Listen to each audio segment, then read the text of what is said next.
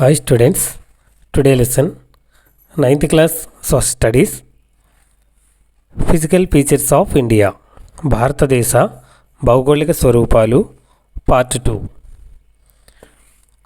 ఉన్నత హిమాలయాల యొక్క ముడతలు అసౌష్ఠవ స్వభావం మరియు గ్రానైట్తో ఏర్పడినవి.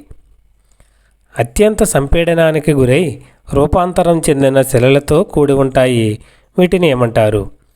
హిమాచల్ లేదా నిమ్న హిమాలయాలు. హిమాచల్ లేదా నిమ్న హిమాలయాల సగటు వెడల్పు 50 కిలోమీటర్లు. హిమాచల్ పర్వతాలలో అత్యంత పొడవైన శ్రేణి పిర్ పంజాల్ శ్రేణి. కులు కాంగ్రా లోయలు గల ప్రాంతం హిమాచల్ ప్రదేశ్. సింధు సట్లజ్ నదుల మధ్య ఉన్న హిమాలయ భాగాన్ని ఏమని పిలుస్తారు? పంజాబ్ హిమాలయాలు.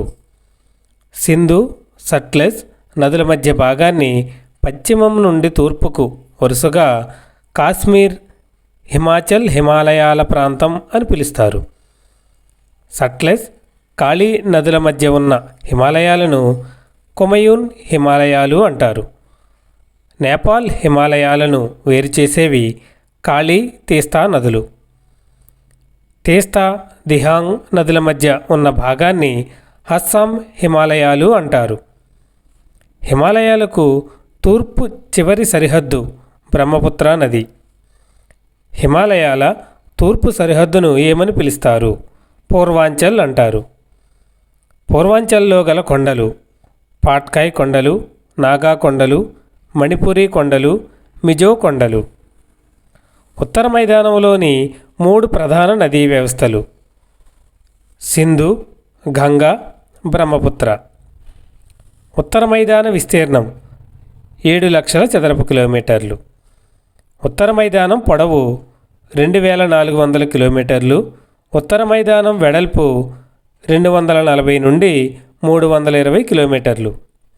ప్రపంచంలోకెల్లా అతిపెద్ద జనావాస నదీ తీర ద్వీపం బ్రహ్మపుత్ర నదీ వ్యవస్థలోని మజులీ. ఉత్తర మైదానం పశ్చిమ భాగముని ఏమంటారు? పంజాబ్ మైదానాలు అంటారు. దో అబ్. దో అంటే 2, అబ్ అంటే నీరు. పంజాబ్. పాంచ్ అంటే 5, అబ్ అంటే నీరు. పాకిస్తాన్ నుండి వలస వచ్చిన వారిని స్థిరపరచడానికి తొలగించిన అడవులు టెరాయ్ అడవులు. టెరాయ్ ప్రాంతంలో గల ఉద్యానవనం దుధ్వా జాతీయ ఉద్యానవనం. భంగర్ ప్రాంతంలో సున్నపరాయి నిక్షేపాలు కంకర అంటారు. ఖాదర్ నిక్షేపాలు ప్రతి సంవత్సరం పునరుద్ధరించబడతాయి కాబట్టి ఈ నేలలు సాంద్ర వ్యవసాయానికి అనుకూలమైనవి. ద్వీపకల్ప పీఠభూమిలో గల 2 విశాలమైన భూభాగాలు మధ్య ఉన్నత భూములు దక్కన్ పీఠభూమి. నర్మదా నదికి ఉత్తరాన ఉన్న ద్వీపకల్ప పీఠభూమి యొక్క భాగాన్ని ఏమంటారు? మధ్య ఉన్నత భూములు అంటారు. వింధ్యా శ్రేణికి దక్షిణాన సాత్పురా శ్రేణి, వింధ్యా శ్రేణికి వాయువ్యంలో ఆరావళి శ్రేణి సరిహద్దులుగా ఉన్నాయి. ద్వీపకల్ప పీఠభూమిలో ప్రవహించే నదులు చంబల్, సింధ్, బెట్వా, కెన్ నదులు. ద్వీపకల్ప పీఠభూమి తూర్పు భాగాలను ఏమంటారు? బుందేల్ఖండ్, భాగల్ఖండ్ అంటారు. ద్వీపకల్ప పీఠభూమి తూర్పు భాగాలు చోటా నాగపూర్ పీఠభూమి. చోటా నాగపూర్ పీఠభూమిలో ప్రవహించే నది దామోదర నది. నర్మదా నదికి దక్షిణంగా ఉన్న త్రిభుజాకార భూభాగం దక్కన్ పీఠభూమి. దక్కన్ పీఠభూమికి ఉత్తర సరిహద్దు సాత్పురా శ్రేణి. దక్కన్ పీఠభూమికి తూర్పు సరిహద్దు మహదేవ్, కైమూర్, మైకేల్ శ్రేణులు. దక్కన్ పీఠభూమి పశ్చిమం నుండి తూర్పుకు వాలి ఉంది. దక్కన్ పీఠభూమిని ఈశాన్యంలో ఏమని పిలుస్తారు? మేఘాలయ, కర్బీ ఆంగ్లాంగ్ పీఠభూమి మరియు ఉత్తర్ కచార్ కొండలు అని పిలుస్తారు. దక్కన్ పీఠభూమికి ఈశాన్యంలో పశ్చిమం నుండి తూర్పు వరకు ఉన్న 3 ప్రముఖ పర్వత శ్రేణులు గారో, ఖాసీ, జయంతియా కొండలు. దక్కన్ పీఠభూమికి తూర్పున తూర్పు కనుమలు, దక్కన్ పీఠభూమికి పశ్చిమాన పశ్చిమ కనుమలు కలవు. పశ్చిమ కనుమలు తూర్పు కనుమల కంటే ఎత్తు ఎక్కువ.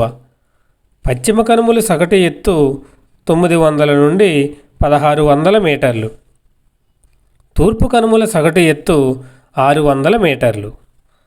తూర్పు కనుమల విస్తరణ మహానదీ లోయ నుండి దక్షిణాన నీలగిరి వరకు విస్తరించింది.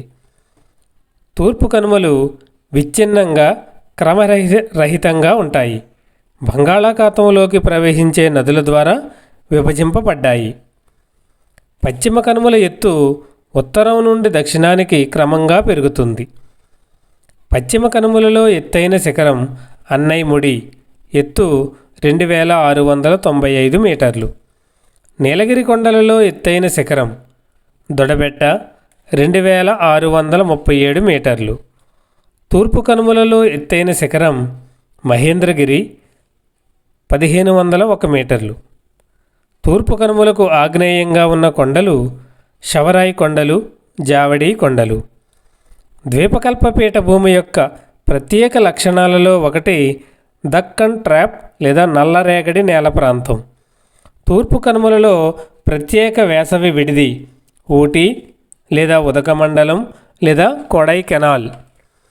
ద్వీపకల్ప పీఠభూమి యొక్క పశ్చిమ మరియు వాయువ్య అంచులలో ఉన్నవి ఆరావళి కొండలు. ఆరావళి కొండలు గుజరాత్ నుండి ఢిల్లీ వరకు నైరుతి ఈశాన్య దిశలో విస్తరించి ఉన్నాయి. ఆరావళి కొండల పశ్చిమ అంచులలో ఉన్న ఎడారి థార్ ఎడారి. థార్ ఎడారిలో సంవత్సర వర్షపాతం 150 మిల్లీమీటర్ల కంటే తక్కువ. థార్ ఎడారిలో ప్రవహించే ఏకైక పెద్ద నది లూనీ నది. ఎడారి ప్రాంతంలో గల అర్ధచంద్రాకారపు దిబ్బలను ఏమంటారు? బార్కాన్లు అంటారు. భారతదేశ అతిపెద్ద ఉప్పునీటి సరస్సు చిలికా సరస్సు. చిలికా సరస్సు ఒడిశా రాష్ట్రంలో మహానదీ డెల్టాకు దక్షిణాన కలదు. పగడపు ద్వీపాలలో కూడినవి లక్షద్వీపులు లేదా లక్కదీవులు లేదా మినికాయ్ మరియు అమీన్ దీవులు. లక్షద్వీపులకు ఆ పేరు పెట్టిన సంవత్సరం 1973. లక్షద్వీపుల విస్తీర్ణం 32 చదరపు కిలోమీటర్లు. లక్షద్వీపుల రాజధాని కవరత్తి ద్వీపం. జనావాసాలు లేని పిట్టి ద్వీపంలో పక్షుల అభయారణ్యం ఉంది. భారతదేశం యొక్క ఏకైక క్రియాశీల అగ్నిపర్వతం అండమాన్ నికోబార్ దీవుల్లోని బారెన్ ద్వీపంలో ఉంది.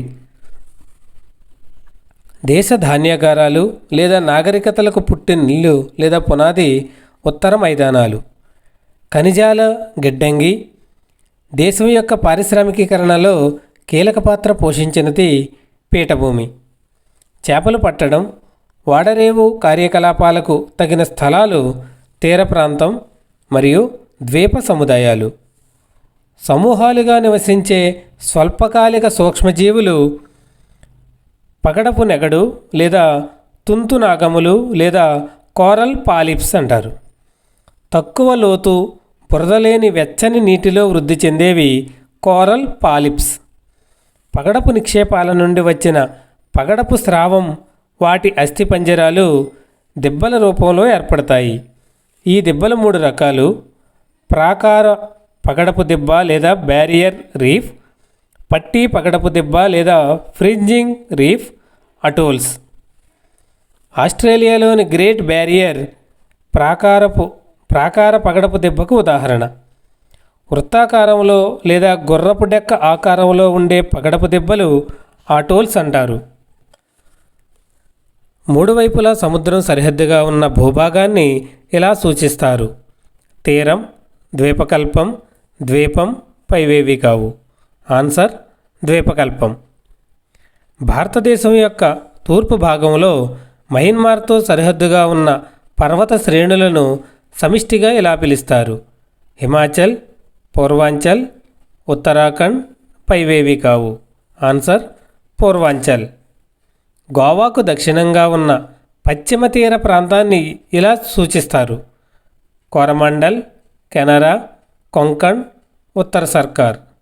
ఆన్సర్ కెనరా తీరం. తూర్పు కనుమలలో ఎత్తైన శిఖరం: Anamudi, Mahendragiri, Kanchenjunga, Khasi. Answer C Mahendragiri. Like చేయండి, షేర్ చేయండి, సబ్స్క్రైబ్ చేయండి, పక్కన ఉన్న బెల్ ఐకాన్ ప్రెస్ చేయండి.